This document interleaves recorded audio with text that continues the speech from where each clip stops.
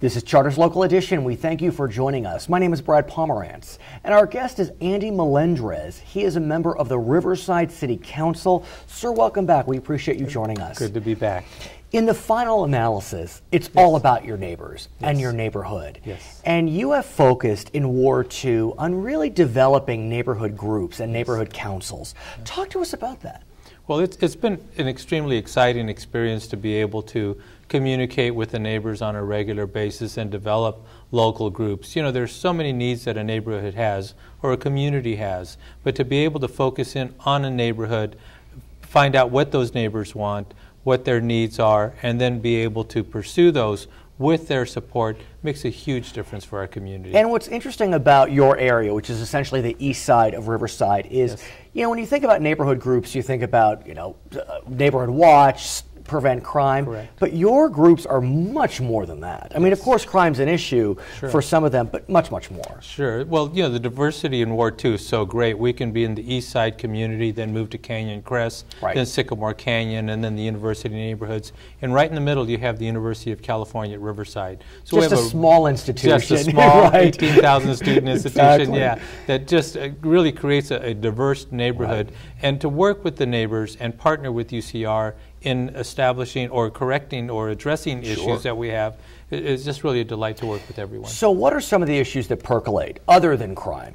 Well, many of the neighbors, you know, when you look out your front door, there are certain things obviously you want to see addressed, whether it be street lamps or street improvements, sidewalks. It might be a house maybe next door that is not maintained as well as you would like, or the amount of activity that you find through houses that maybe have large families and such. But the focus of really these neighborhoods is for neighbors to get to know each other. In a time like today, everybody's busy. We don't have an opportunity to sit down and talk to each other and get to know who.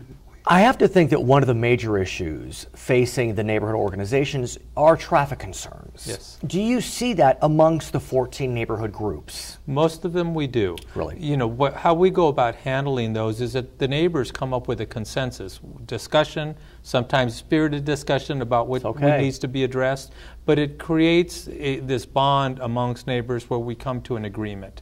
And when you have 14, 15 families, maybe 18 families on a block and want to address the problem, everybody is accepting and respectful of everybody's decision, and the issue is addressed.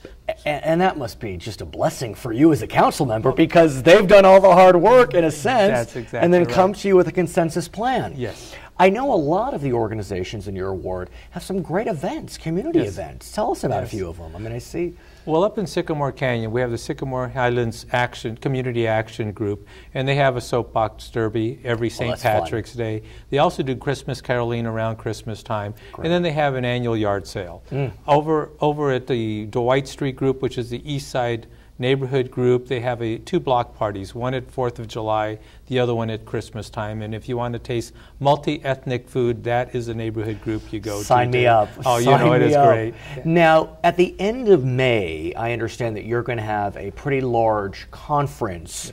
Will it include all 14 neighborhood groups, or is it citywide? Tell us about it. The neighborhood conference is a citywide program. Yeah, and it's a place where our neighbors can come together, get to know who else is in neighborhood groups, but most importantly, work and find out and learn about the tools they have available to them to improve their neighborhoods. It's an annual event. We have it at the end of May each year. Do we know the date, where, when, or details to follow? This one will be the last weekend of May. Do we know where it will be yet? Or? It'll be at Cal Baptist University on Magnolia Avenue, same place we have it every year. Terrific. Andy Melendrez, thank you so much for joining us. You're very welcome. It. Thank you. You bet. For Charter's Local Edition, my name is Brad Pomerantz.